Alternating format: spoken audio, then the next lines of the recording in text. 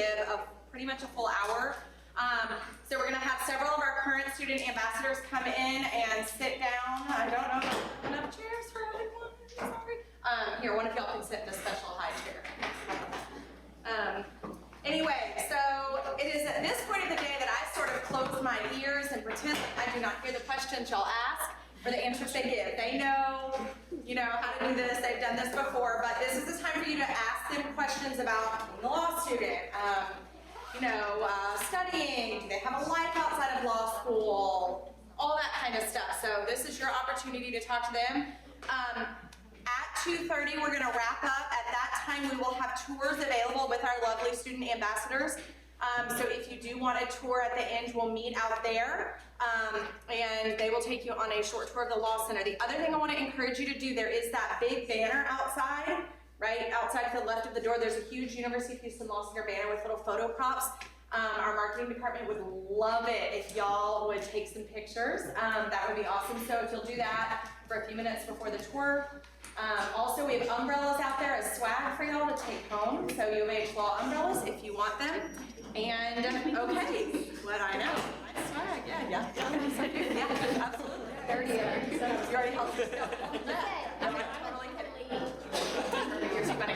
Okay, so we're gonna start down here with Mercedes. If you'll say your name, what year you are, undergrad that you came from. I think that's good, and then we'll take it from there. All right. Go for it. Well, hey everyone. My name is Mercedes Landry. I am a second year full-time law student here. Oh, yeah, there you go. And I went to Texas A&M University. Whoop, Hey. whoop. Hey everyone, my name is Kirsten Williams. I'm originally from Chicago. I went to the University of Illinois there, studied journalism, and I'm a 1L here. Hi, my name is Kirby Swartz. I am a 3L at the University of Houston Law Center, so I am finally seeing the light at the end of the tunnel. Thank God. I went to Baylor in Waco, and I studied journalism and public relations there. I'm Drew McKay. I am a 1L. I'm surviving. Some would say thriving. Depends on the day. I am from here. I went to school at Boston College. Worked for a couple years and now I'm here.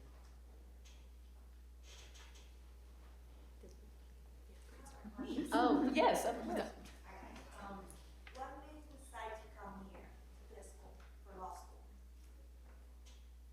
Oh, am I gonna start? Yeah. Okay. All right. So I'm originally from Houston, born and raised, and I took a year off after undergrad and come to law school, and I was living here. And during that time, I decided that I really want to make Houston my permanent home, and I felt that by coming to the University of Houston, I have great access to the Houston legal market because I get to interact with it, every day. Also, when I came here to U of H and I toured the school and I met some of the students, I was like, wow, everyone's just so friendly, and I didn't get that same feeling at other law schools that I went to. And so that's what made me decide to come here. And my husband and I moved down here a couple years ago for his job, so that's how we ended up in Houston, coming from Chicago. So I applied to UH, and then I applied to other schools across the country too. And it came down to deciding between UH and another school that in another state. And it wouldn't have been clear that my husband could follow me right away. And it was important for me to, and I think important for everyone to have some sort of support system where they choose to go to law school. So I didn't want to go to Phoenix where I would know no one, and just, be on my own there. So that came down to my decision to come here. I was also really impressed by the students here. UH doesn't have like the building that's going to attract students to come here, but I was always just really impressed by the students when I came here. And that's really what it comes down to, if you're going to be around great students who you can learn from, the professors too. So yeah, I was just impressed by the school. Felt right. But we will have the building. Yes. Very soon. To be seen. I'm going to echo kind of the same things as Mercedes and Kirsten. I also had personal reasons for coming here. I'm originally from Houston. My family's here. I planned a wedding and got married my 1L year because that seemed like a great idea to me at the time. And so my husband and all of his stuff and his job and everything was here.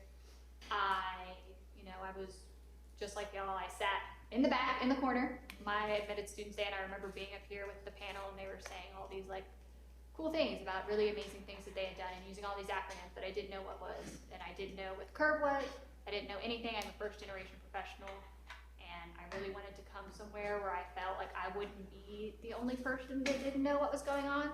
Sometimes I am still, I don't know what's going on, but I really wanted a place where I was gonna have a support system, both a personal support system through my family, and also a place where like the students were really gonna be able to like foster a really great environment. I became really great friends with my section mates. Almost everyone in my, classes, the 3L, I invited them to my wedding. We hang out on the weekends. My best friend I met in law school at Admitted Students Day. And so I just really wanted somewhere I was gonna have that support system. I didn't know about the great opportunities in the Houston legal market because I didn't know anything about the legal profession, so I just, skydived into this experience. So it really just was a happy accident that I came to a school that does have such great contacts and experiences and just networking opportunities with the legal market. So it worked out. Yeah, let me give you a two-part answer. The reason I came to U of H is I kind of the opposite of Kirby. I backed my way into the decision. I wanted to go to a place where I had the best opportunities, or where I thought were the best exit opportunities. And I'm from here, so that obviously I knew a little bit about the legal market and how many firms are here. And I was really just trying to back my way into this decision. But what I didn't know was like the people here are amazing. Whether it's like the mentorship program or like the teaching assistants, you don't know what you don't know until someone kind of guides you through it. And it's whether it's the professors or whether it's 2Ls or 3Ls, I was just interrogating Kirby about what classes I should take. The people here have been amazing, and I really feel like what I love about school now is that I feel like I can get whatever I want out of the school. They have the resources and the people that I want, and I feel like I need. So on the other side of that, is there something when you were in our seats that made you go, ooh, maybe not Houston, and did that turn out to be natural?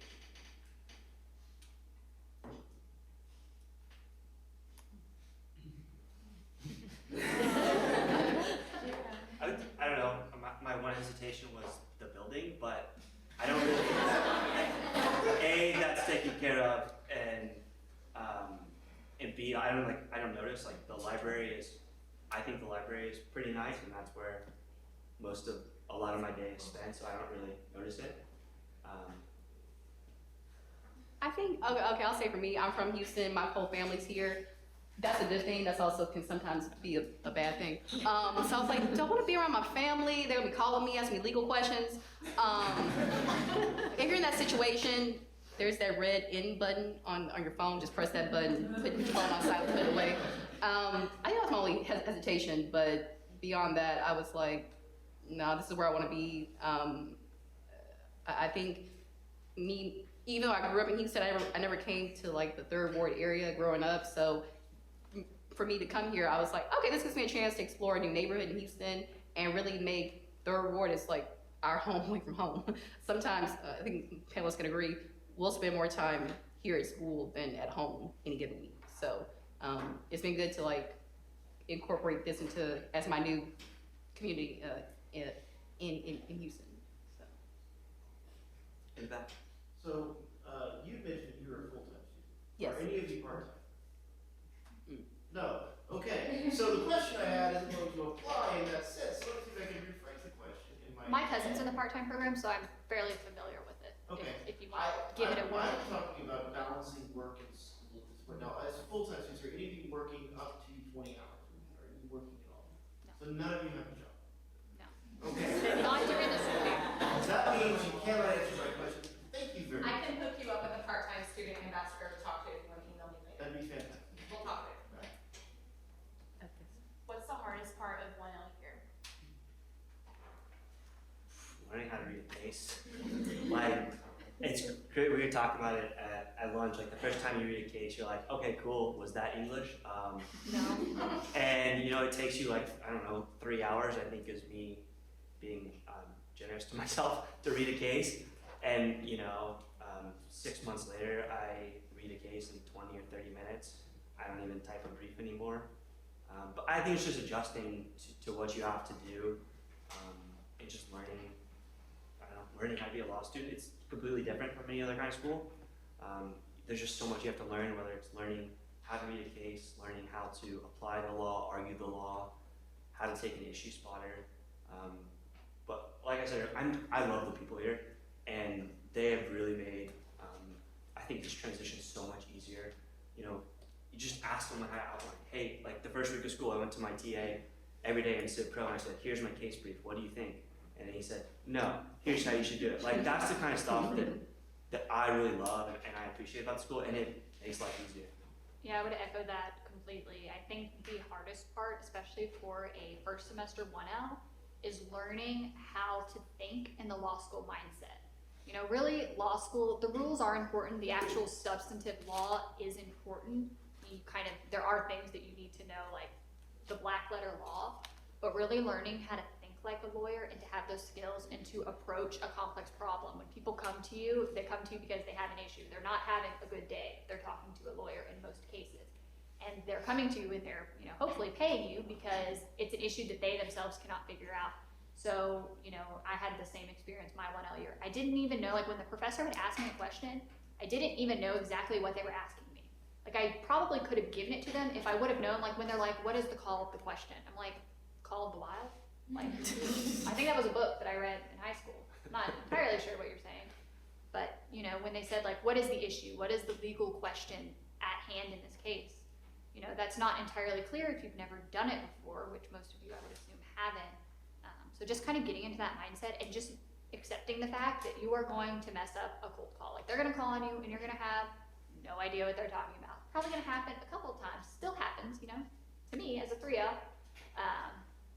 And just, you know, accepting that you don't know anything and that even the people around you not getting psyched out by them talking about all the stuff, they probably don't know what they're doing either. No one knows what they're doing. So you kind of spend, at least in my opinion, the first half of that first semester really learning how to be a law student and less about the black letter law, how to manage your time. You know, you go from, you know, for Civ Pro, it was taking me like 4 hours to prep for class, which is ridiculous. And now, you know, I never spend more than really, unless I'm on call or like something crazy, more than really an hour. Because you can read the cases much quicker, you can understand what they're asking, and you know how to read a case and what they're going to care about and what they're going to ask you, so you're kind of like skipping over all the fluff. And I think time management and setting a schedule for yourself is the biggest thing you can do as a 1L. We were talking about this at lunch, but from first semester to second semester, like I almost completely changed up how I structured my day. Like first semester, I was like, okay, I'm just gonna work all the time and I'll get good grades. And like, I didn't get bad grades, but like, I'm not at the top of my class. So I was like, okay, you know, I gotta restructure. And I also felt kind of depleted after the first semester because I put everything into law school. Like I neglected my husband, like didn't go do a bunch of fun stuff. So you just like realize, I think at some point that it's like, okay, you know, law school is really important, but like being a person, like staying true to who you are before you came to law school, like you need to keep sight of that. So like I just felt like I was working all the time first semester, but then I thought about it, it's like, okay, you know, I wake up early and I start studying right away, like 5 a.m., but then I like break to make breakfast. And then I might take my dog to the dog park in the morning. And then I'm running to go to the dog park, running to come back, racing to school for class. Maybe I get here an hour early, so I'm like, you know, prepping for class. And then like after class, it's like, okay, do some reading, go home, go to the gym, do some more reading, go to bed. So like that's a lot of stuff. And then this semester I was like, okay, I need more focus time. Like it's one thing to just be working all the time, but like if I'm working at home, all my dog's there, my husband's trying to talk to me. So I switched it up where I come here early in the building, and I have like 3 hours before class to either do outlines, do reading for the day, do advanced reading for the week. Then I go to class, and then I stay here until 5. So that leaves me some time after class to, you know, keep doing reading, outlines. And then I go home and I don't bring my books home. And that helps me make the distinction between like school and then coming home and being able to talk like a normal person, not being like one mind, you know, in another place when I'm talking to my husband. And that, I mean, I have to break that, you know, when midterms are coming up, when finals are coming up, there's gonna be, you know, times when I do have to bring stuff home. And another thing is I'm taking Saturdays off this semester, and that, you know, I fudge that up a bit sometimes too, like when midterms are coming up, but I try to keep Saturdays sacred and like actually, you know, get rest, sleep in, go do something fun for the day, whereas before it was like, okay, I'll do something fun for like a couple hours and then I needed to get right back to studying.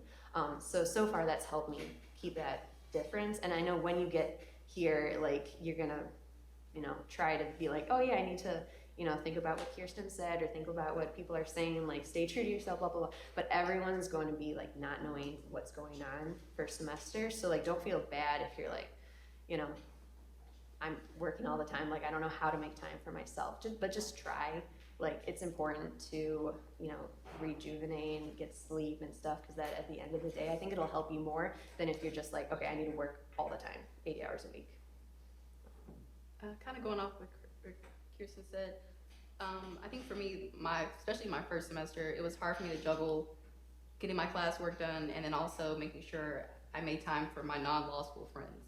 Because you get here, you're here 8 hours a day, 1 L a year, almost 8 hours a day. Yeah, so that's a third of the day, 8 times 4, that's 32 hours out of the week that you're here around your law school friends. And it was really important for me to not lose touch with my non-law school friends, like, but it was also hard for me to juggle, how do I hang out with y'all and then also make time to do schoolwork? And so I kind of sacrificed my personal relationships that first semester, which I don't encourage you all to do. I encourage you all to, you know, let your non-law school friends know, hey, I love you all, I'm gonna see you all, but just know I have school and it's gonna take a lot of my time, but we will make time to hang out with each other. You know, don't be afraid to go to brunch every now and then, go shopping, go to the spa, whatever it is that y'all like to do together, make time for that, but also keep in mind that, you know, it's gonna be a balance, and don't feel like you have to have it all planned out now, but just something to keep in mind. Here's a really practical tip. The week before school started, I started to do my reading. That way I didn't have to do all the reading like during the school week, and that like, saved me. Because other people were like not reading until the day before and sleeping like 5 or 6 hours a night, and I was sleeping like 8 every night. I have to. So try to read as much as you can on the weekends. That just makes your life easier. Yeah, I think if you adhere to the one day completely off from law school, like, you know, I have a little bit more time now that I'm 3L, so now I have a couple more days. But when I was a 1 and even a 2L working, you know, in the work you to death year, the year of dreams, 2L year, you know, it was either Friday or Saturday, kind of depending on my schedule that semester and like kind of how it matched up with my family and my husband and that kind of thing. But I didn't do any homework, I didn't do any schoolwork. Of course, you know, like Kirsten and Mercedes says, like midterms and finals kind of throws a wrench in that. But I think that helps get you balanced. Like, you don't want to burn out. Like, it's meant to be hard. It's meant to be a lot of work, and it is hard, and it is a lot of work, but it's not meant to be unmanageable. You know, people before you have come and managed it, people after you have come and managed it, and if you're having difficulties managing everything, you know, that's when you reach out. You know, nobody knows that you're struggling, and it shouldn't be this thing where if you're like sleeping here, please don't do that. You don't need to, I've never pulled an all-nighter, ever. And I'm, you know, my last semester, I've always gotten, you know, maybe not like full 8 hours of sleep, but, you know, I've always been able to sleep. I've always had balance. I've never been where, you know, I couldn't take like 1 second to myself. And I think that people that are, you know, if you're spending all day, every day, 7 days a week for an entire semester, you're not gonna have any motivation when it comes to finals. You're gonna be done before finals even start. And honestly, you're probably studying either not efficiently or the wrong things, because again, it's not meant to take up like all of your time, every second of every day, and you're probably confusing things if you're spending that much time on. Do you have a question? Yeah, I was kind of curious, you mentioned 4 days a week. Do you not have class on Fridays? Like, what's When else don't? When else don't? And then what would be like the normal schedule of class versus how much time you spend here So studying? first semester we had class most days like 10:30 to either 2:30 or 4. And then this semester we have class like 9 to 2:30 every day. but I'm pretty much here all day, every day anyways. So it was just like everything's like midterm final and that's it. It's like in undergrad you have like a million assignments in between. Aside from those 2 weeks, is your life pretty consistent with school? Because like in undergrad, at least for me, my experience, I've had hellacious weeks, and then the next week it would be kind of a little bit more low key. Is it more like kind of level in law school? Less I of a would say so, fluctuation. because you really, and the midterms kind of seem to be a new thing. My 1L year, it's a final at the end, 100% of your grade, that's it, curved against everybody else, over and done with. You do have a LSS, which is a writing course, so that one does have a little bit more deadlines. Like I believe you take a blue book test, which is our way of citing, and you have a memo, so you'll kind of have those deadlines in. But it's not going to be something where you have like a physical thing due every week. Of course, I would suggest you keep up with your reading, because if you get to finals and you're like, I haven't cracked my book yet, probably not the best position to be in. But like no one comes behind you and like checks to see if you're taking notes or anything like that. What's up? For those that have done externships, can you talk a little bit about your experiences with those? I'll start. So last summer, I worked for 6 weeks with Harris County Attorney's Office. I worked in their general counsel office, did a lot of stuff with property tax, redemption, some sales tax stuff. It was a good experience. I also did a little bit of labor and employment law, which is something I'm interested in. So it was great to write an office memo for that. It's a writing sample that I now have to show to other employers. I did that for 6 weeks, and then it wasn't working, but I went on a study abroad to Paris. Yeah. I haven't done an externship yet, but this summer I'll be with the U.S. Attorney's Office, doing criminal work in the appellate division, so government work, excited about it. So I did my 1L summer, I did a double federal judicial internship. Externship internships are essentially like interchangeable in my experience. So I did that during the summer. I did district court, and I dabbled in bankruptcy court. So that was like very litigation based. And I did discover while I had an amazing time, and I'm still close with the clerks at the federal courthouse, I knew I did not want to do litigation after that. So I kind of reworked myself, and my 2L summer, I was a summer associate at a firm in town called Latham & Watkins, and I did transactional-based practice of finance, corporate, and oil and gas, and I will be there as an associate in the fall. So that's kind of how I transitioned from an internship or a summer associateship to actually getting the position, and it was in a transactional field. But I wouldn't have known as strongly as I did that I wanted to do transactional work if I didn't have that judicial externship credit. I also was able to get class credit for doing that. So I got 6 hours, which is 2 classes that were not A, towards my GPA, B, they were experiential, which is like a certain credit kind of thing you have to have here. So I knocked that whole thing out, and so it's allowed me to never have to take like a full load, 15 hours after my first year. So would highly suggest judicials if you are into that. Yeah, I'm one up. I haven't had anything yet, but I'm going to learn. So. I was wondering, what do these like law school tests look like? The big final test at the end of the semester. What does it consist of? Like the craziest fact pattern you've ever seen, and then you have to figure out all the issues and analyze them. And, Is it just one day of just like test after test? oh no, it's No. over like a couple of weeks. And the Yeah. rest are writing. Yeah. Yeah, and so they are different. I would say for most 1L classes, in my experience, they're gonna be all multiple choice issue spotter like combos, and an issue spotter is just gonna be like a huge fact pattern, and you're gonna read through it and you're gonna spot the issues, and that'll make more sense to you once you like are in it. You know like what a legal issue that you're looking for, and you're gonna throw everything at the wall. In law school exams, and I would say the way most professors grade it is you don't start at 100 and then you're not like docked if you don't get things. You start at a 0.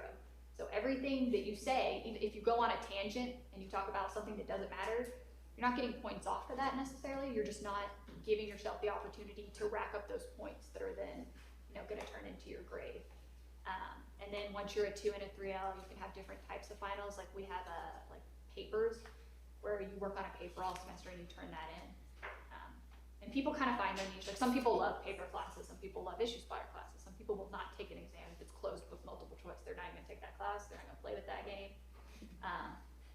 But it is, and it's like depending on the hours in the class, it will be a 3 or a 4 hour, like you're sitting down to take the test, which to me, I had never taken like a test that long, except for like maybe the LSAT and the SAT and those kind of things.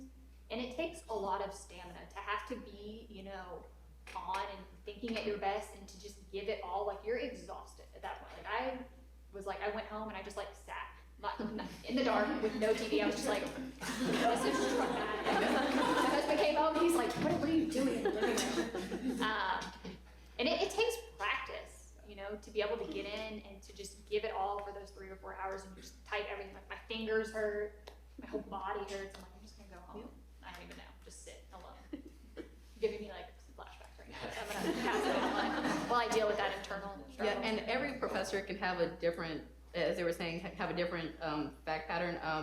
For my torts class, when torts is civil wrongs done to people, for my torts class, my professor, I kid you not, she gave us a 1.5 page fact pattern, single space, 12-point font. I was like, what is this? I talked to someone else with a different torts professor. I think they had maybe a 1/2 page. They had 3 half-page fact patterns. So it varies from professor to professor. Sometimes it even varies year to year with professors. Sometimes they'll change it up on us from year to year. So, but generally speaking, especially your first semester, the professors will talk with you all a lot about your final exam because they get it that it's brand new to you all. Y'all may be freaking out at that point. Probably you will be freaking out at that point. And so they want to make sure that you're as comfortable as you can be before the exam.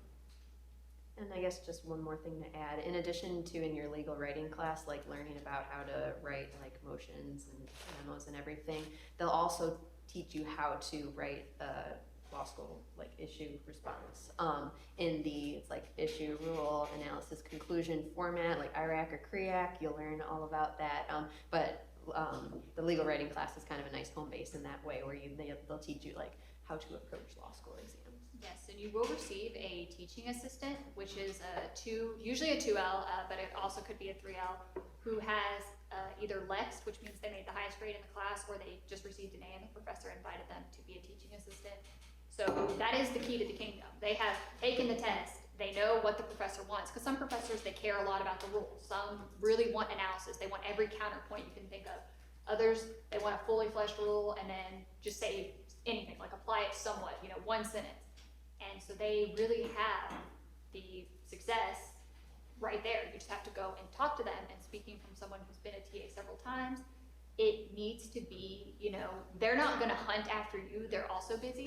But they've taken that position because they want to help you. It is not a burden to them, or they would just say, no, I don't want to do that. But you can definitely, I think the people that use the resources that are given to them the most are the most successful. You would think everybody would use those resources, but I guarantee you that they do not. If I can add really quickly. Yeah. If you get a teacher who maybe it's their first time teaching, so yes, they may have a TA, but that TA did not have them, still go and see that TA. There were so many students last semester. We had a new torts professor, and everyone was like, "Oh, I'm not gonna go see my TA. They didn't take the exam. They don't know what the professor's like. I'm not gonna go see them." The ones that did go see that TA, they did a lot better in that class than the ones that didn't. So I don't care if you're like, "Well, she didn't take Smith's exam. She doesn't know anything." Go see your TA because they actually know the subject. So my big tip to everyone. For those of y'all that worked in between undergrad and law school, how was that transition back into school? And do you have any thoughts? I worked for about 4 years after graduating from undergrad. I did not find the transition too difficult. I feel like actually, like, have you taken time off or? I'm working right now, so. Okay. But I'm gonna take some off. Yeah. But I feel like, undergrad is one way of studying and law school is a completely different way of studying, just because like undergrad's, lower stakes, you're not like working, 10 hours a day, you're like having a lot of fun in undergrad. And then once you get into the real world, you're working, 8, 9 hours a day, you have a very structured lifestyle. And I feel like that helped me coming into law school because I was used to that schedule, waking up early, coming home in the evening. So that's not to say that you're gonna struggle if you're coming right out of undergrad, because I think that could help you too, because you are used to studying rather than being at a job where you're not learning every day necessarily. But yeah, I just didn't find that it was too much of a struggle. I found my work experience very helpful coming in. I would say the same thing. It definitely provides a structure. I think if you treat law school kind of like a job, I think that helps you be more successful. It's a little bit of a different vibe than undergrad because it is a professional school. So, you know, people treat it differently, but then it's also got like that kind of weird vibe where it's very like, kind of like high school because you go to all the same classes with your section. So you know, when they're fighting with their significant other or like when their kid made the JV team or anything like that. So it's kind of like that weird like two worlds. I didn't take a lot of time off. I worked for about a year and it was actually at a law school. So I felt like I was still in that academic setting. So I feel like I never really got out of school life. But I think if you know like how to time manage and how to like very distinctly like this is my work professional life, this is my personal life, I think that's a huge benefit in law school because I think you do need to have a mixture of both to be successful. I see pros and cons. I worked for 5 years. I worked in for an investment fund for 5 years, and I think it gave me more perspective. And you know, when I would stress out last semester, especially like at the beginning, like this isn't that big of a deal. It's maybe one grade in one class. Like it gave me more perspective, I think. And like they've said, I'm used to working full weeks and full days. But I think, you know, I think people right out of undergrad have an advantage too. They know how to study. They probably know how to memorize pretty well. So, you know, I see pros and cons, but also law school is a different game. It's not undergrad, but I still think that there's some advantages. You know how to take notes, you know how to, I don't know. I didn't read a book between undergrad and law school, so there's that. You know, Very inspiring. yeah. I'll say I think the hardest thing for me to deal with was the fact of I went from making money to come to law school. You're not making money. That's gonna be an adjustment if you've already been working for a while. But also, if you have been out of school for a few years, don't think, oh my God, I'm at such a disadvantage. It's gonna be so hard. In my class, the people that I know that are doing the best in law school, like grade-wise, they took 3 or more years off from law school, and they're absolutely killing law school right now. And even the ones that are killing it the most are moms. They are hands down kicking everyone's butt, and I'm like, how are you doing this? I can barely take care of myself, and you're taking care of like kids and yourself and doing law school. So just everyone it's gonna be a brand new learning experience for everyone. So just it'll all be okay. It'll all be okay. Have any of you done clinics or are involved in any student organizations? I'm doing a clinic right now. I'm doing the civil practice clinic. So we handle primarily family law cases, divorces, adoptions, probate, wills. I love it. It's definitely work, but it's really great to have real clients. It's when especially your 1L year, you're going to be reading a lot of cases, and so it's really hard to put a face with the name versus I have real clients and I see them, I talk with them, and so I love that part about it. For student organizations, I am Vice President, External Affairs for the Black Law Students Association. I do ambassadors. I'm doing LexisNexis, which is a research database that y'all will learn about. There's some other things I'm doing, I forget. But that's my, 2L year, you get involved, sometimes maybe a little too involved, and that's okay too. You learn to juggle it. And I'm just a 1L, so I haven't done any clinics yet. You can't really start those until your 2L year anyway. I'm a member though of the Student Animal Legal Defense Fund, so if we have any animal lovers in the room, that's a great organization. It's a national organization that has student chapters. It's a very small organization at UH, just was reformed a couple years ago, so join next year if you want to do that. So I'm in a couple of different student organizations as well as in a clinic type class. I'm in street law, which falls under the clinic umbrella, but it's not similar to Mercedes where I don't have clients. I actually teach a high school class, a legal class 3 times a week, which is where I was at today. So they got to see me in my lovely polo. They were real excited about it. And then we have a mock trial at the end that I coach. I have 3 teams this year. So I do that. I am the president of Order of the Barons, which is an honor society here on campus. I'm a part of the Law Review, which is a journal here, so I do a lot with them. They take up a lot of time. And I also, through my work with the Street Law Clinic, I have a initiative here on campus that does donations of professional clothes for our high schools that are participating in the street law program. So it's like a rentable closet where they can come in and rent something nice to wear if they have like a job interview or anything like that. And I found them to be all very beneficial, and I think, and of course I'm on ambassadors, I think it's all about time management. I think you have to know what your limit is, and you have to learn to say no to things. And you have to really set boundaries for yourself, which was hard for me personally because I'm very much like, I'm a people pleaser. Like, I want to make you happy. Like, when you come to me and you have a problem, I want to fix it. Or you come to me and you want me to do something for you, I want to do it. But you have to, you know, not let you helping other people come at the expense of like you hurting yourself. So I think you need to have clear boundaries and good time management skills and know what your limit is. Like, when you're involved in a lot of things, you need to kind of know, like with most things in life, they have cycles. Like, when Law Review is really busy, Barron's is not. And when Barron's is really busy, which is right now, Law Review is kind of in a lull. So I kind of have planned it that way so that I can be heavily involved in both organizations because I'm not giving all of myself at the same time. I'm just someone else, so I'm not in any clinics or anything, but I am in Student Bar Association, which is like the student government, I guess, law school, which is great. We host happy hours. We just had Barrister's Ball last weekend. We all got dressed up and went downtown and had a fancy dance. Law prom, if you will. Yeah. Yeah. It's serious business. Yeah, it's serious business. It is. Yeah, but mostly it's one else. They kind of want to respect your time. So now we're getting into like election season and figuring out what your stuff is for next year. Yes. Can you talk a little bit about Law Review? Like, did you write on, or was it like, how does that work? I know it's very grades based, but So for our year, and that is up to the discretion of whoever's in charge of the writing competition, so the like percentiles can change a little bit, so don't like come for me in 2 years if it's not exactly correct. But typically the way it works is you grade on at top 10%, which is your end of through first year's grades. And then you have the ability to write on, I believe at top 35%. I think so. It used to be top 30, but now I think it's top 35.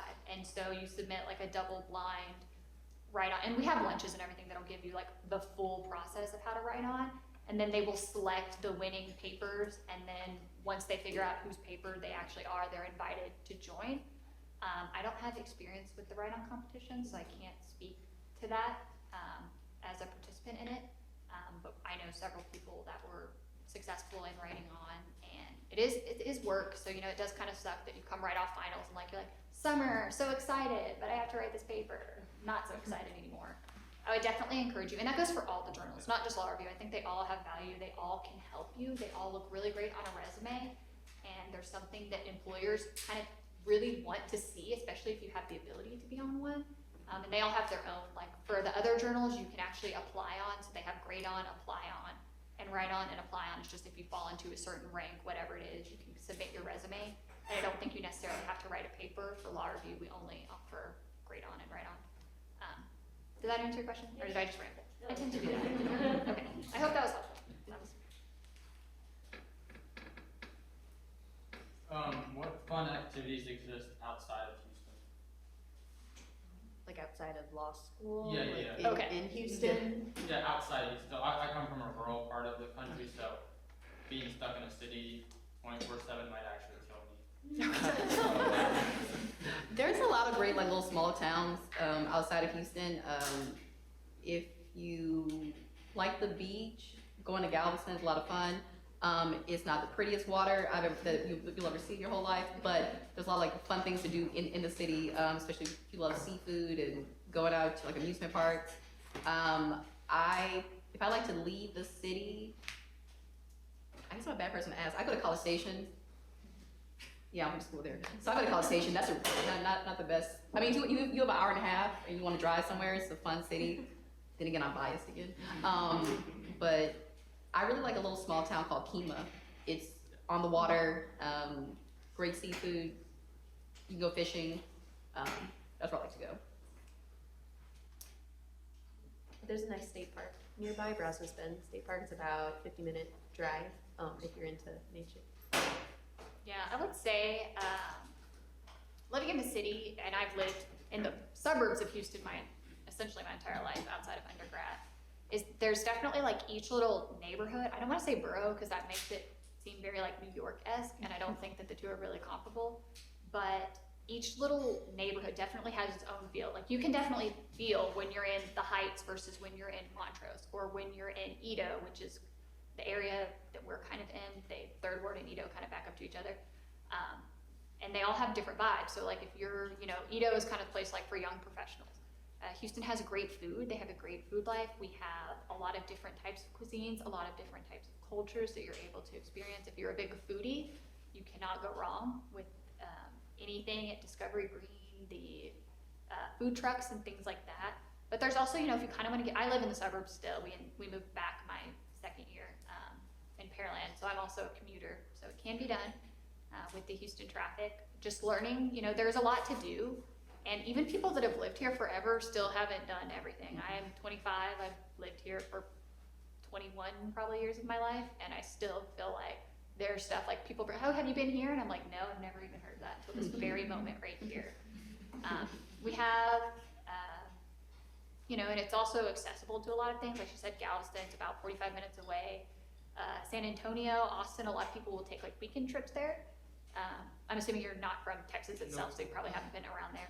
And there's also like a lot of like small towns if you want to go like to Fredericksburg, which is like more of like a small town feel. If you're like, this is too much, too many skyscrapers, I can't live like this anymore. Just get out of town for the weekend. There's a lot to do. You will have to drive. It's Texas. You have to drive anywhere. Drive. You could drive 30 minutes to go to dinner. That's very normal for us. Yeah, I love Fredericksburg. I like Wimberley. I like going to a small town, like on the weekends. That's nice to me, especially after being in law school. But on the weekends, like I love to run Memorial, or there's all those trails near Memorial. I love to run those as well. It makes you feel like you can't hear cars all the time, which is really nice. But on the weekend, I like to, I'm on a quest to try all the barbecue spots in Texas. There's like a list of the top 50. So that's what that's what I'm trying. That's what I try to do on the weekends. Eat as much queso and brisket as I can. This is like the best food down. Yes, lots of excellent food here. Yes, I'm not from the area either. I noticed that the campus is like enormous. Do you guys happen to interact with other students from other schools, or do we not have to deal with them much? I mean, sometimes they'll come to our library. That's about as much as I usually get, unless I go over to main campus. We have food options near here, but sometimes after a while it gets a little old, so I'll go over to main campus. There's like a McAllister's, Chick-fil-A. They have like this Chinese food place over there. They have a McDonald's too. So sometimes I like just to go and kind of get out of the law school for just a little bit to kind of get some air. And it's not a bad walk. You could probably get over there in like 10 minutes, 10-minute walk.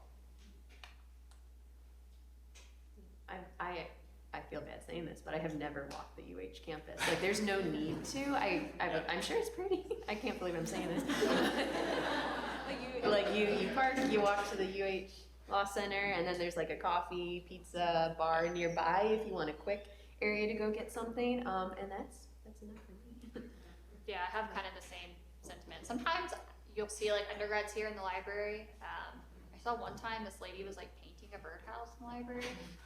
I don't know what that was about, but she seemed to be having a really great time.